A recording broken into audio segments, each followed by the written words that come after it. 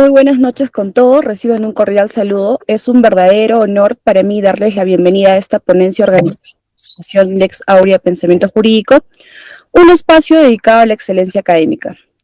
En esta ocasión tan especial no solo nos convoca el conocimiento, sino también el compromiso con la formación académica. Asimismo, nos reunimos hoy en el marco del cierre del curso de Teoría del Delito, el cual representa el resultado de los 3 meses de constante aprendizaje, reflexión y crecimiento jurídico. Para dar inicio a este importante evento, tengo el agrado de cederle la palabra al presidente de la Asociación Lex Aurea Pensamiento Jurídico, mi estimado Juan Daniel Espinosa, en representación de nuestra institución. Adelante, Juan. Chicos, ¿me logran escuchar? ¿Me confirman, por favor? Sí, se te logra escuchar, Juan. Perfecto. Primeramente, los cordiales saludos de la noche a todos los chicos del Lex Aurea y también a la doctora que nos acompaña.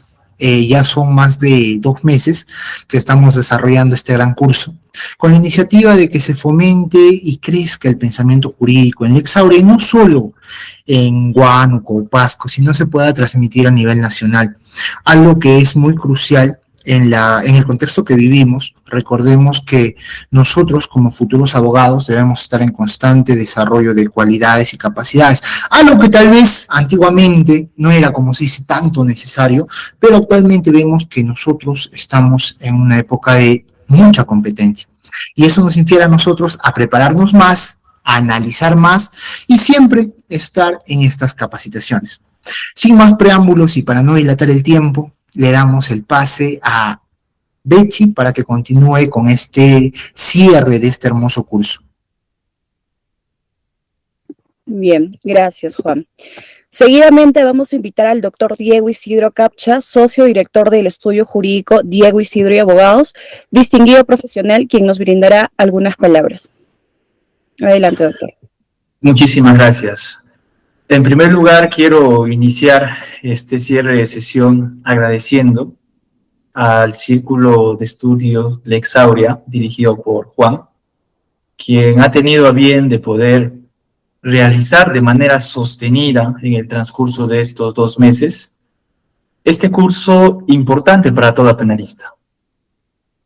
También agradecer a la doctora Carmen Rosa Sudario por ser parte de esta última sesión, por cerrar esta sesión de una buena forma. La doctora Carmen, bueno, no es la primera vez que nos acompaña, también ha estado presente aquí en el estudio. Y también agradecer a los chicos, a los alumnos, a los abogados, que a medida que el curso ha transcurrido han sido parte de todas las sesiones. Ha sido una sesión maratónica en donde estoy seguro de que se ha aprendido bastante acerca de la teoría del delito. Y resalto mucho la importancia que tienen este tipo de eventos, este tipo de organizaciones. ¿Por qué? Porque al menos en la realidad huanuqueña sabemos que no es suficiente el conocimiento que nosotros obtenemos en las universidades. Seguramente por aquí han pasado abogados que no solamente han aportado la teoría del delito desde la perspectiva teórica, sino también desde la perspectiva práctica, que es un punto que muchas veces no aprendemos en la universidad y que necesariamente tenemos que aprenderlo, necesariamente tenemos que saberlo de abogados que se encuentran en la práctica.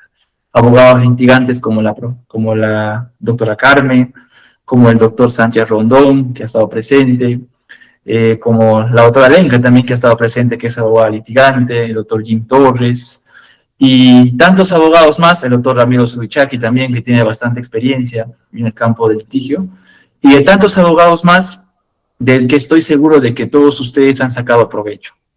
En ese sentido, como estudio jurídico, siempre las puertas van a estar abiertas a todo alumno, a todo profesional de pregrado, posgrado, que tenga bien de poder organizar este tipo de eventos, que tenga bien de poder aportar a la comunidad jurídica.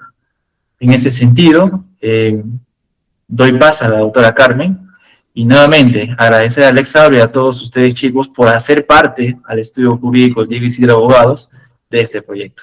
Muchísimas gracias. Bien, gracias, doctor. Ahora sí, entrando al momento central de esta ponencia, es para nosotros un verdadero privilegio presentar a nuestra distinguida ponente. Esta noche nos acompaña la doctora Carmen Rosa Sudario Justiniano, abogada por la Universidad de Huánuco, dedicada en el litigio penal, con segunda especialidad en Derecho Procesal por la Pontificia Universidad Católica del Perú.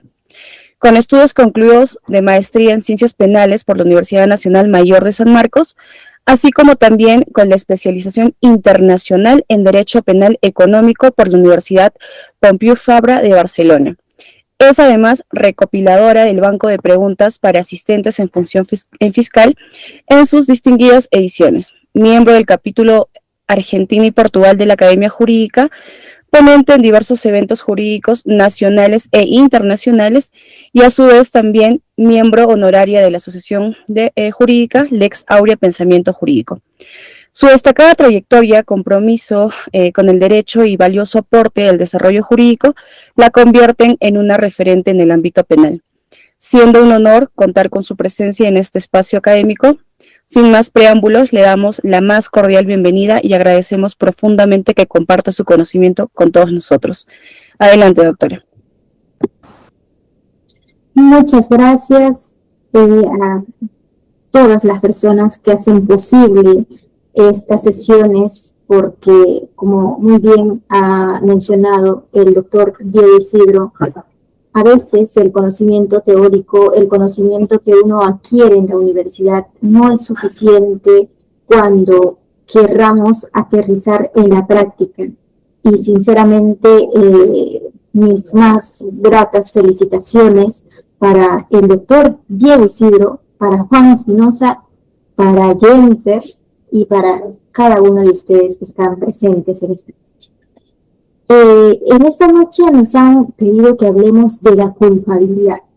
Vamos a hablar de la culpabilidad, sí, efectivamente, desde un enfoque práctico, porque sé que muchos de ustedes son estudiantes, también hay abogados seguramente. No obstante, esta sesión está enfocada para que nuestros estudiantes comprendan el tema de la culpabilidad. Así que me voy a enfocar hacerlo algo más didáctico, sencillo, con ejemplos, y si hay algo que queramos comentar, lo podemos comentar también durante la sesión o al final de la sesión.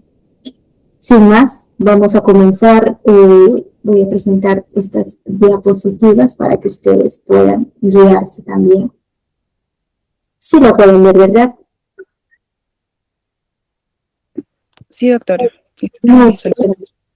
Muy bien. Entiendo yo perfectamente, como bien ha mencionado Juan Espinosa, que en sesiones anteriores se ha tratado respecto a los temas que anteceden a lo que es la culpabilidad. Es decir, la teoría del delito en general está subdividida en subtemáticas. Entiendo que ya han tratado el tema de la tipicidad, de la antijuridicidad, y ahora pues nos toca tratar la culpabilidad.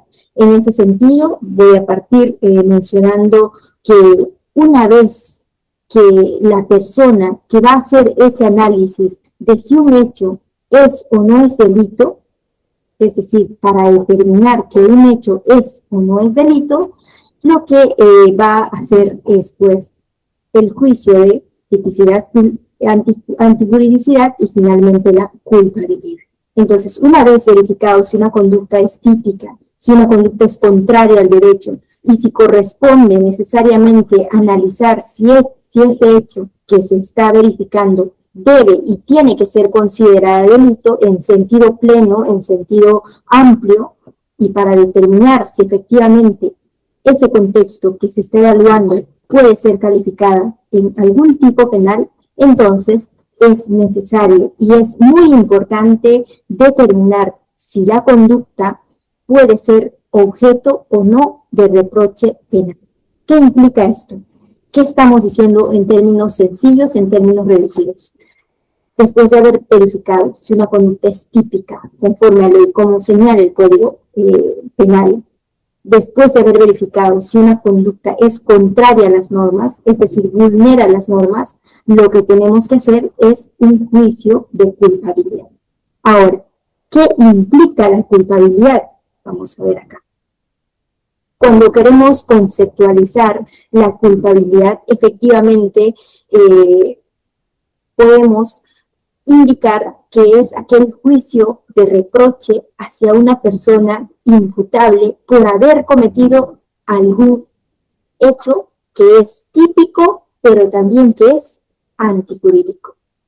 Pudiendo comprender su ilicitud, esa persona que incurre en ese hecho típico y antijurídico tiene que poder comprender la ilicitud de su conducta.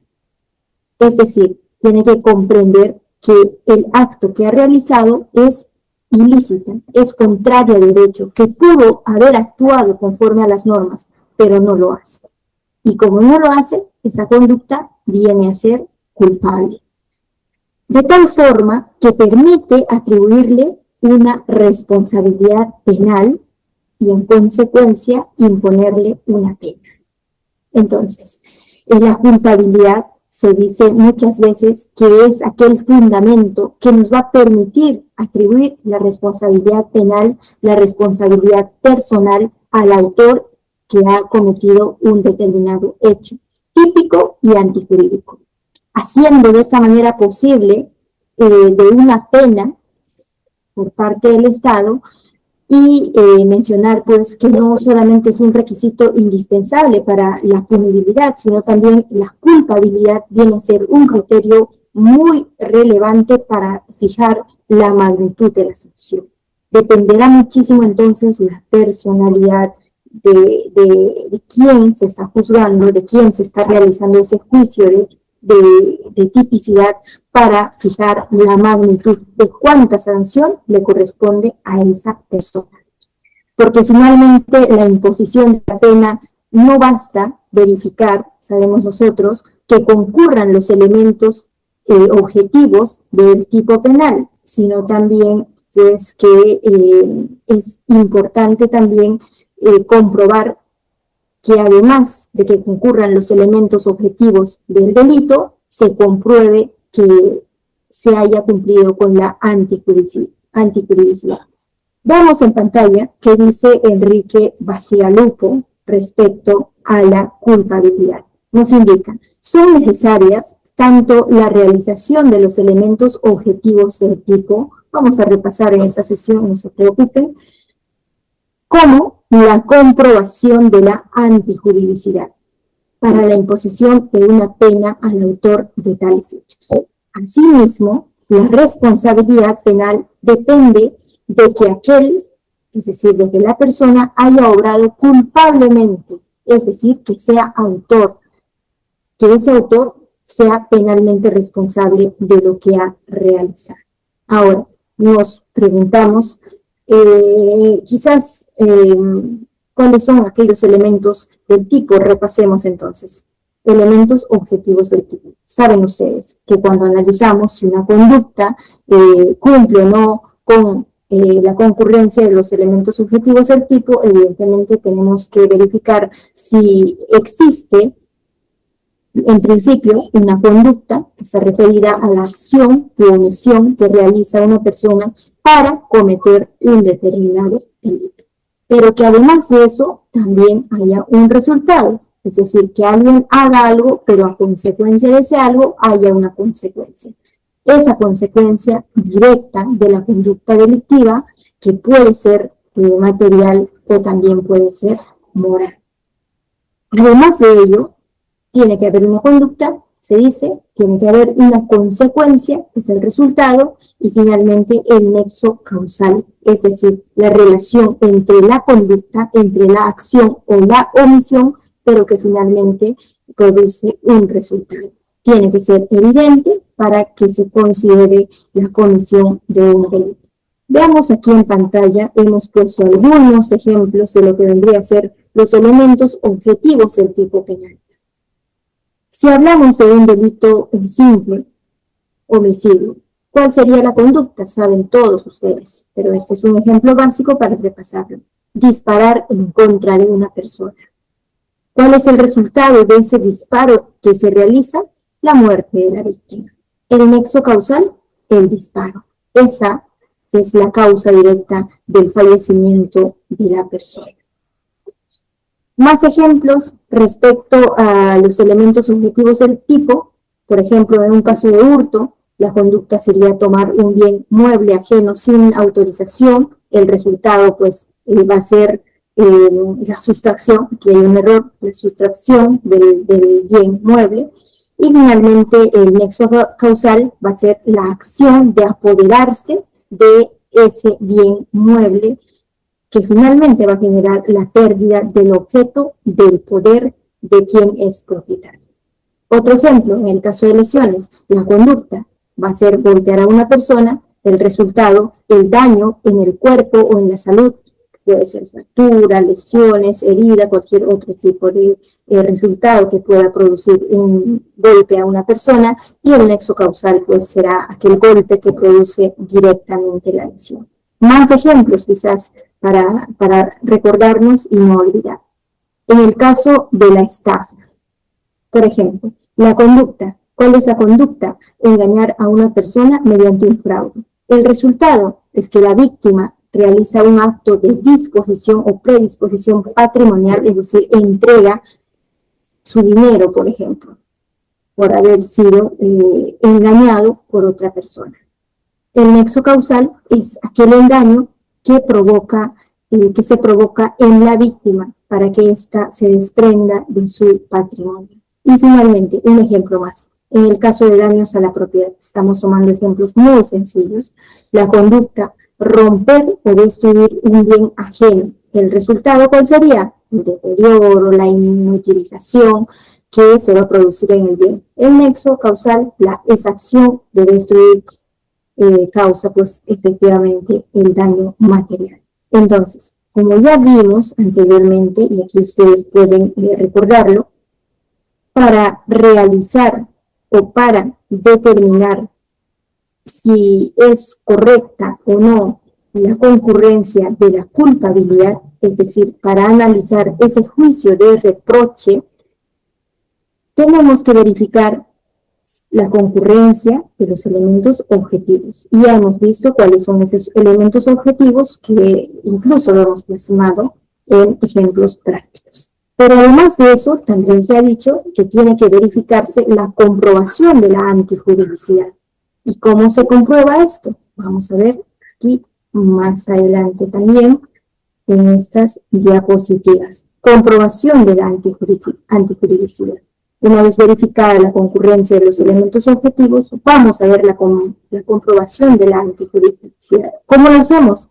Verificando que esa conducta realizada por el agente, por la persona que ha cometido el delito, es decir, por el sujeto activo, es una conducta típica que no está amparada por ninguna causa de justificación. Recordemos nosotros, por ejemplo, matar a una persona, mata, sustrae, lesiona, ahí estamos verificando la tipicidad. Y si analizamos para finalmente concluir si existe o no existe una causa de justificación, pues verificaremos que esa conducta de matar, de sustraer o lesionar no está permitida por las normas, no está permitida por el derecho, y que además pues no se incurra en alguna causa de justificación. ¿Y cuáles son esas causas de justificación? Brevemente, el artículo 20 de nuestro Código Penal señala en sus diversos artículos aquellas causas de justificación. Por ejemplo, tenemos la legítima defensa, tenemos que está prevista en el inciso 3, artículo 20 del Código Penal, tenemos el estado de necesidad justificante, artículo 20 del inciso 4 del Código Penal, obrar por disposición de la ley, inciso 8, obrar en cumplimiento de un deber, inciso 8, obrar en ejercicio legítimo de un derecho, oficio o cargo, o finalmente por consentimiento de la víctima. Entiendo que este tema sí lo han desarrollado, así que estamos haciendo un breve repaso para continuar. Ahora, ¿qué más tenemos? Entonces, nos planteamos quizás ya, pero ¿cuál es la diferencia entre lo que vendría a ser la antijuridicidad y la culpabilidad? Mientras que la antijuridicidad es aquella conducta contraria al derecho, Es decir, cuando una persona, sin estar amparada por ninguna causa de justificación que hace un momento acabamos de referir, realiza un hecho previsto como delito en el Código Penal, de tal forma que lesiona el bien jurídico protegido. Mientras que en la culpabilidad existe, diremos, culpabilidad, valga la redundancia, cuando el sujeto activo lleva a cabo un hecho típico, pero además antijurídico, contra las normas, teniendo esa posibilidad de actuar conforme a las normas. Es decir, pudiendo no lesionar, lesiona. Pudiendo no matar, mata.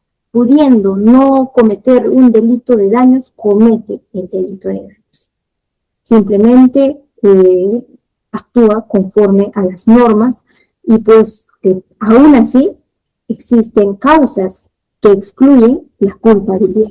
Entonces, esta diferencia lo hacemos con la finalidad también de hacer esa tal vez precisión y diferencia entre lo que vendría a ser las causas que eliminan la antijuridicidad y causas que eliminan la culpabilidad, porque sabrán ustedes que pueden haber perfectamente hechos que pueden ser típicos, que pueden ser antijurídicos, es decir, pueden haber hechos que encuadren perfectamente en un tipo penal, que además son contrarias a las normas, pueden ser sancionadas con una pena efectiva, como está prevista en el Código Penal, por ejemplo, cuando se incurre en alguna causa que excluye la culpabilidad. Un ejemplo de esto, cuando una persona que es inimputable, una persona que no tiene, por ejemplo, conciencia de la realidad o sufre una enfermedad gravísima en su estado psicológico, mental, puede matar a una persona y esa persona, lamentablemente, por el estado psicológico que tiene, no va a poder responder como una persona normal, porque evidentemente en esas situaciones no se puede diferenciar entre lo que vendría a ser por parte de esa persona, claro, una situación de querer hacer, de poder haber actuado conforme al derecho o respetando las normas. Esa persona no tiene esa capacidad. En consecuencia, pues no se le va a poder imponer una sanción penal por su misma condición que se encuentra. Ahora, entramos un poquito históricamente en lo que vendría a ser la culpabilidad. En cuanto a la culpabilidad, a lo largo del tiempo, sabemos nosotros que han habido muchos juristas que han estado analizando frecuentemente y constantemente estos temas que son de relevancia para todo jurista en diversos tiempos, en diversos momentos. Entonces, pues la culpabilidad, como otras figuras jurídicas, también ha sido entendida de distintas maneras. Pero básicamente y en resumida cuenta nos vamos a centrar en tres teorías y la primera pues es la teoría psicológica. Esta teoría psicológica comprende o el mensaje central que nos da es que la culpabilidad es aquello que pasa en la mente de la persona. Quienes sostienen esta teoría señalan que se basa en una relación mental, en una relación psicológica entre lo que una persona quiso y el resultado. Pero ¿dónde está entonces la culpabilidad? Dicen y se preguntan, en la mente de la persona. Y aquí tenemos ejemplos. Si alguien quiso hacer daño, por ejemplo, seguramente lo pensó. Y por eso, pues la consecuencia de lo que hay, el daño. Entonces, hay dolo porque quiso hacer daño. Y si alguien no quiso, pero lo hizo sin querer, hubo descuido, entonces no hay dolo, hay culpa. El problema con esta teoría es pues, que no siempre ha funcionado, porque muchas veces se ha considerado, por ejemplo, se ha considerado esa situación de querer determinar la culpa consciente cuando la persona no se da cuenta del riesgo en que podría estar. Un ejemplo de esto. Una persona que está manejando distraída y atropella a alguien sin darse cuenta del peligro. Aquí, por ejemplo, no podríamos encontrar esa conexión mental clara entre lo que vendría a ser el querer, lo que finalmente se dice, o el descuido, con el resultado finalmente, ¿no? Entonces, aquí esta teoría se considera que existe un riesgo quizás de definición o quizás aquello que muchas veces se denomina el problema de esta teoría. Luego de eso, tenemos pues otra teoría, la teoría normativa, y esta teoría básicamente parte de la idea de que la culpabilidad es un reproche. Es un reproche porque esa persona pudo haber actuado de una mejor forma. Aquí ya no importa mucho que la persona pensó o que se descuidó, sino aquí lo que importa es que esa persona podía actuar conforme a derecho. Y aún así decidió hacerlo, pero hacerlo mal. Aquí lo que se juzga, y sostiene esta teoría, es, en resumen, podías hacerlo bien, pero no quisiste hacerlo. Así que te sancionamos. Y porque cumple justamente con este elemento del delito que es la culpabilidad.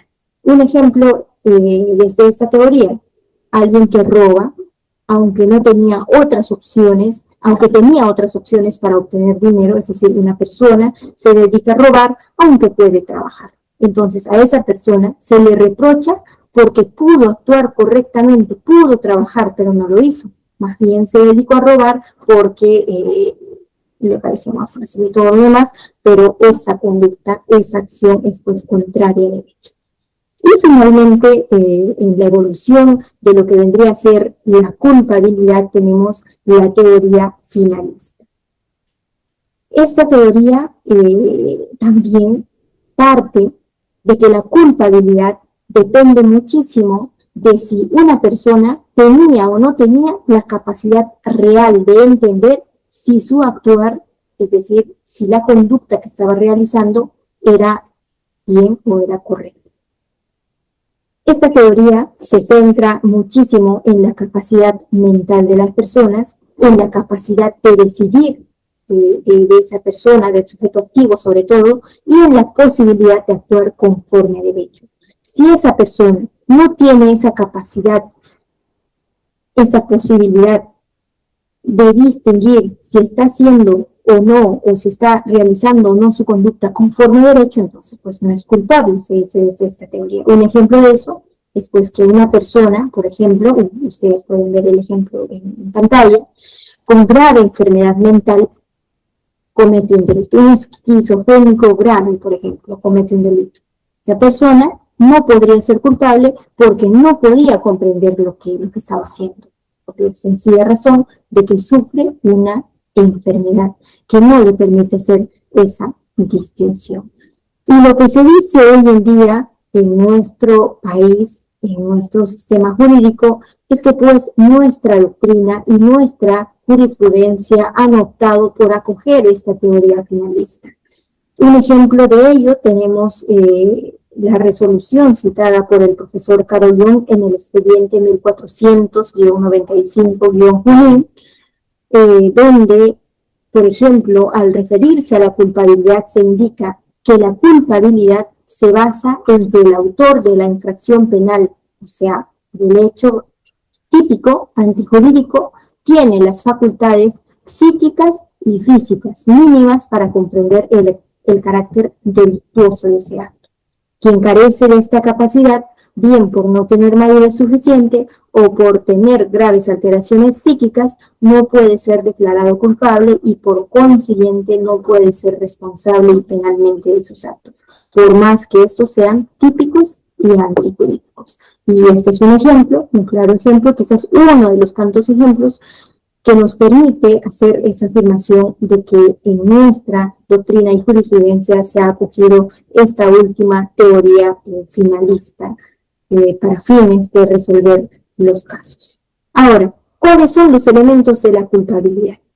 Estamos en ese juicio de tipicidad, luego de haber determinado si un hecho es típico, si un hecho es antijurídico, contrario a las normas, pues ahora estamos en la culpabilidad. ¿Qué elementos tiene la culpabilidad? Entonces, vamos a ver acá.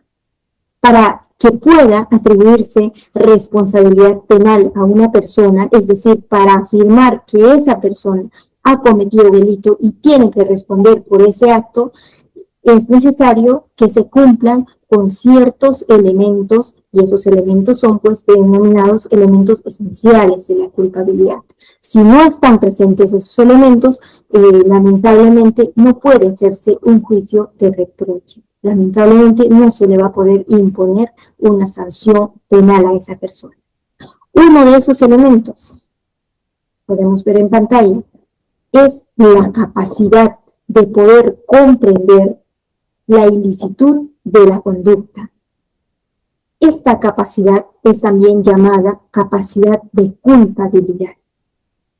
¿Qué implica esto?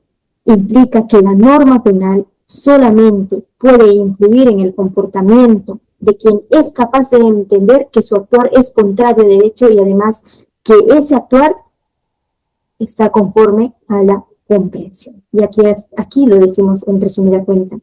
La capacidad de actuar conforme a esa capacidad de comprender la ilicitud de su conducta, pues necesariamente tiene que resumirse en aquella posibilidad de cualquier persona de darse cuenta de que lo que está haciendo está mal, de que lo que está haciendo es contrario a derecho, de que lo que está realizando en ese momento está penada. Entonces, al menos tiene que concurrir ese elemento, es uno de los elementos importantes que tiene que concurrir para decir pues que efectivamente se cumple este elemento del delito, que es la culpabilidad. Luego de eso tenemos la imputabilidad. Volvemos acá. ¿Qué es la imputabilidad? Diremos entonces que la imputabilidad es aquella capacidad de la persona para comprender, para entender que lo que está haciendo está conforme a derecho, pero que además de eso no simplemente tiene que entender lo que está haciendo, lo que está ejecutando en su momento, sino también tiene que poder controlar su conducta. Y en el caso nuestro tenemos pues que la determinación de la imputabilidad se puede decir que se realiza de la siguiente manera. Por ejemplo, una persona es imputable cuando tiene la capacidad de entender el carácter delictivo de su conducta. Es decir, si una persona no tiene esa capacidad, entonces pues solo implica que no puede ser imputable. Esa persona no puede conocer ni puede ser consciente de lo que está haciendo y tampoco podrá controlar su conducta. Además de ello, una persona imputable será aquella que tiene la capacidad de actuar conforme a esa comprensión que está realizando, a esa comprensión que él puede realizar en la parte interna, en la parte psicológica, en su mente, y orientar su conducta, orientar su comportamiento de acuerdo a lo que sabe, de acuerdo a lo que comprende.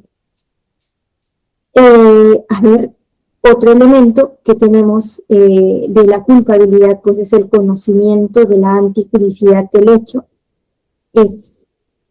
Este elemento es aquella situación en la que nos va a permitir que esa persona que cometió el delito tiene que saber, o al menos poder saber, que su conducta está prohibida.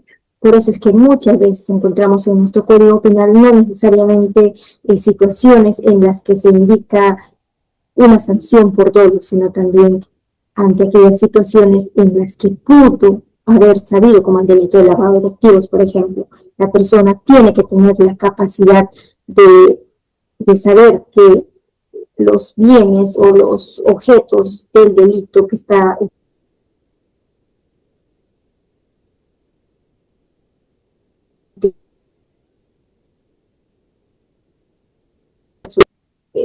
anterior de un hecho previo que es ilícito, o al menos pudo haber inferido ello, ¿no? Entonces, un ejemplo de ello después este delito que es el lavado de activos. En una sola idea, los elementos de la culpabilidad. En resumen, para que haya culpabilidad de un delito, esa persona tiene que entender que está actuando mal. Además de ello, tiene que poder evitar poder actuar distinto. Además, tiene que ser capaz de decidir por sí mismo. Porque si no se cumple alguno de sus elementos, pues estaremos ante una situación de una persona que no puede responder penalmente. ¿Qué más tenemos por acá? La inimputabilidad, contraria a la imputabilidad. Dijimos hace un momento que una persona tiene que ser imputable, es decir, una persona que tenga la capacidad de ser sancionada penalmente, y aquí hemos visto los requisitos. Y ahora nos vamos a lo contrario de lo que es imputable, es decir, la inimputabilidad. La inimputabilidad lo que analiza es la capacidad de la culpabilidad, es decir, está referida a aquellas condiciones que tiene que reunir una persona para poder ser considerada responsable. Cuando estas condiciones no existen, entonces pues estaremos ante un supuesto de inimputabilidad, es decir, situaciones en las que el sujeto no puede ser culpado porque carece de esa capacidad psíquica necesaria para comprender la ilicitud de su conducta o actuar conforme a él. Veamos acá el profesor San Pedro Arrubia, en su libro El problema de la inimputabilidad por trastorno mental, señala: la inimputabilidad es aquella capacidad del sujeto para ser culpable, siendo determinante la falta de conocimiento de la ilicitud o la alteración de la voluntad, siempre y cuando ocurran en el sujeto al momento de ejecutar el hecho legalmente descrito. Ahora, vamos a ver después de esto, para poder comprender mejor, cuáles son aquellas situaciones que excluir de responsabilidad a una persona que ha cometido un delito. Pero yo no sé si pueden ver la pantalla, no sé si podrían confirmarme, por favor, si si está avanzando, porque yo no puedo observar esto. Sí, doctora, se está avanzando.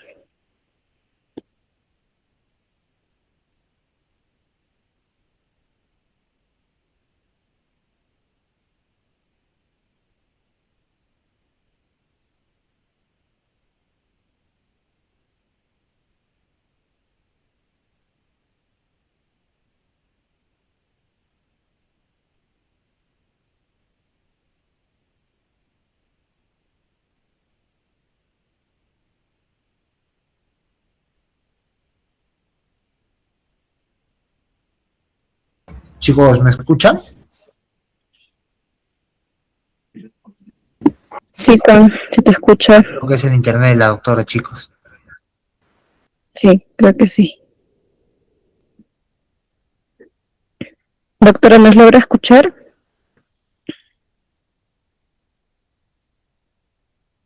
Su micro está apagado, doctora.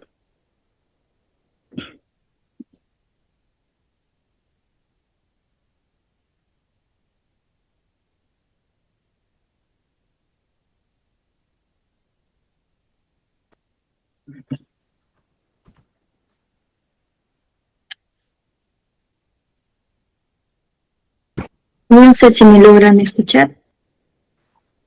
Sí, doctora, ahora sí se le logra escuchar. Muchas gracias. No sé qué pasaba, no avanzaba mis diapositivas y tampoco veía que podía avanzar, así que mejor pregunté y creo que era el internet. Pero igual, continuamos. Estamos en la imputabilidad. Voy a avanzar hasta donde nos quedamos. Muy bien, nos quedamos acá justamente señalando que se sostiene respecto a la inimputabilidad y el concepto que se maneja doctrinariamente respecto a esta figura. Ahora, ¿cuáles son aquellos aspectos de la inimputabilidad? En doctrina se sostiene pues que los aspectos que definen la inimputabilidad se tiene por un lado el elemento intelectivo y por otro lado el elemento volitivo. En resumen, para comprenderlo mejor, ¿a qué se refiere aquel elemento intelectivo? A aquella capacidad de entender realmente lo que se hace o en todo caso el significado de lo que se hace. Y por otro lado el elemento volitivo, que vendrá a ser aquella incapacidad de controlar la conducta aunque sepa que está mal. Entonces, la inimputabilidad se va a definir por estos dos aspectos, intelectivo y volitivo, que pues en resumida cuenta son incapacidades, por un lado de entendimiento y por el otro lado el control de la ejecución de una conducta. Y aquellos supuestos de inimputabilidad, vamos a avanzar, y aquí en pantalla podemos verlo en resumen, quizás para que puedan comprenderlo mejor, y si a ustedes quieren profundizar, pueden también guiarse de estas diapositivas. Supuestos que determinan que una persona, por ejemplo, es inimputable. Anomalía psíquica, que esa persona sufra de trastornos mentales que le impiden entender que la conducta es ilícita. ¿Dónde encontramos esto? Inciso 1 del artículo 20 del Código Penal. Significa entonces que una persona que sufre anomalía psíquica, es decir, que sufre de trastornos mentales que le impiden comprender que su conducta es contraria a la ley, no podrá ser responsable penalmente. Otro supuesto de la inimputabilidad, grave alteración de la conciencia, que son aquellos estados como por ejemplo el agotamiento o las emociones intensas que impiden darse cuenta de lo que se hace. ¿Dónde está previsto? Inciso 1 del artículo 20 del Código Penal. En esa situación tampoco podrá responder penalmente la persona. Otro supuesto, alteraciones de la percepción, aquella dificultad para percibir la realidad correctamente, lo que impedirá comprender o ajustar la conducta. ¿Dónde encontramos este supuesto? Inciso 1 del artículo 20 del Código Penal. Y finalmente tenemos la minoría de edad, menores de 18 años, que no tienen esa responsabilidad penal por la misma falta de madurez, pero que pueden recibir medidas educativas, inciso 2 del artículo 20 del Código Penal. Pues aquí verificamos justamente que los menores de edad son inimputables. Sin embargo, también aquí hacer quizás un paréntesis y mencionar para que ustedes puedan revisarlo. Hace poco salió una ley en la que pues se permite procesar a los menores de 18 y mayores de 16 como si estos fueran adultos, pero solamente en delitos graves como feminicidio, secuestro, extorsión y otros delitos más, pero que son considerados graves. Entonces también aquí podríamos hacer quizás esa precisión cuando querramos determinar la inimputabilidad de la persona que se está juzgando. Pero además de ello, nuestro Código Penal también en el artículo 15 comprende una situación que es el error de comprensión cultural condicional. ¿Cuándo ocurre esto? Cuando una persona infringe la ley sin saber que su conducta era contraria a la ley. ¿Por qué? Porque su cultura, es decir, en el lugar donde vive, en la comunidad donde vive, sus costumbres, le impiden comprender que la conducta que realiza es ilícita, porque muchas veces sucede, sobre todo en comunidades nativas, y hay algunos casos, pues, por ejemplo, que se han procesado por violación sexual, pero en las comunidades de estas personas era normal mantener incluso vínculos afectivos con personas que son menores de edad. Entonces, esas situaciones también tendría que evaluarse de acorde al contexto de cada una de las personas que es juzgada. Entonces, si alguien incurre en un error de comprensión culturalmente condicionado y una vez verificado y analizado se determina esta situación, no podrá responder penalmente. Otra forma o también otro supuesto en la que una persona no responde penalmente es el actio libera in causa, que se da cuando la propia persona se coloca en un estado de incapacidad. Por ejemplo, ahí le ponemos un ejemplo, alguien se pone, o mejor dicho, bebe alcohol, se pone en una situación de estado de ebriedad con la finalidad de cometer el delito. Si esa persona se pone en esa situación de estado de ebriedad sabiendo que podría delinquir, pues evidentemente será dolosa porque lo está haciendo con intención de querer cometer el delito. Y si esa persona no necesariamente quiere cometer algún delito, pero de alguna forma prevé que podría ser quizás, si es que no tiene tanto cuidado, entonces responderá también de forma culposa. Cuando se dice entonces, bueno, acá volvemos a lo que viene a ser el conocimiento de la antijuridicidad, cuando la persona incurre en el error de prohibición, cuando el sujeto desconoce que su conducta es ilícita, se da esa situación de error vencible, cuando se da una situación imposible de evitar, es decir, no hay responsabilidad penal, y una situación de error vencible cuando se pudo evitar, pero en estas situaciones la pena se reduce. Clases de error de prohibición, en resumen, porque ya nos queda poco tiempo. En principio tenemos el error de prohibición directo, que se da cuando aquella persona no sabe de ninguna forma que su conducta está prohibida, pero cree que la norma no existe, o en todo caso esa norma está derogada, o interpreta mal. Un ejemplo, les ponemos aquí, alguien cree que cierta conducta es legal, pero en realidad no es legal, y actúa conforme a lo que cree, pues en esas situaciones estará incurriendo en un error de prohibición directo. Un error de prohibición indirecto de permiso, cuando el sujeto sabe que su conducta es ilegal, pero cree equivocadamente que tiene una justificación. Un ejemplo de eso, alguien, es decir, una persona que cree que actúa en legítima defensa cuando en realidad no es así. Error sobre las circunstancias de una causa de justificación.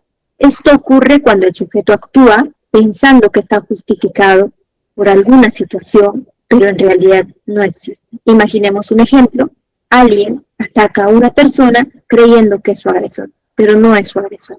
Entonces, también podría darse esa situación sobre las circunstancias de una causa de justificación. El estado de necesidad exculpa también excluye la culpabilidad y se presenta pues cuando hay un conflicto entre bienes jurídicos de igual valor. Por ejemplo, 2 vidas y la persona que causa un daño para evitar la vulneración al otro bien jurídico. ¿Cuáles son los requisitos necesarios para decir que estamos ante un estado de necesidad exculpante? Que haya un peligro actual, que no haya otra forma de evitarlo, que el daño causado no sea mayor que el que se evita. Un ejemplo de esto, dañar un bien para salvar una vida, romper una puerta para salvar a alguien que por ejemplo está dentro de una casa que se está incendiando. Es decir, no se le puede exigir otra conducta a esa persona porque lo que está haciendo pues es romper una puerta, que es un bien jurídico, digamos que es privado, para salvar un bien jurídico, en este caso de mayor valor incluso, al que se pretende salvar. Y tenemos también el miedo insuperable, que se da cuando una persona actúa bajo un temor intenso y real, que le impide actuar de otra manera. ¿Cuáles son los requisitos del miedo insuperable? Por un lado, el miedo debe ser grave, real e inminente, y por otro lado, debe ser imposible de superar. Ejemplo, alguien comete un acto ilícito porque es amenazado de muerte en ese mismo momento. Vemos aquí cuán importante es pues analizar este elemento de la teoría del delito para determinar finalmente si una conducta tiene que ser o no sancionada penalmente, y pues nos estamos refiriendo a la culpabilidad. Su importancia evidentemente garantiza que el principio de responsabilidad personal sea sea analizada y sea aplicada de forma suficiente, de forma concreta en cada hecho penal, en cada situación que ocurre y que sea relevante para el derecho penal. También analizar la culpabilidad nos va a permitir castigar a quien no podía actuar de otra manera, sino simplemente pues quiso actuar de una forma y lo hizo como tal.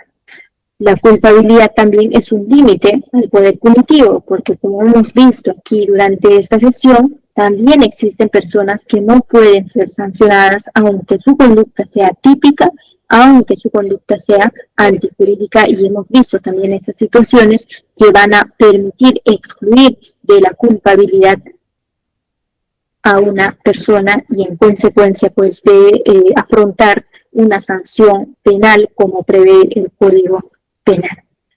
Eso sería todo respecto a mi intervención en esta noche. Si tienen algunas preguntas podríamos conversar, y si pues desean hacer preguntas en otros momentos, igual quedan mis redes disponibles para que ustedes puedan también contactarme en caso lo requieran. Muchísimas gracias a cada uno de ustedes y estoy profundamente agradecida y me quedo acá. Bien,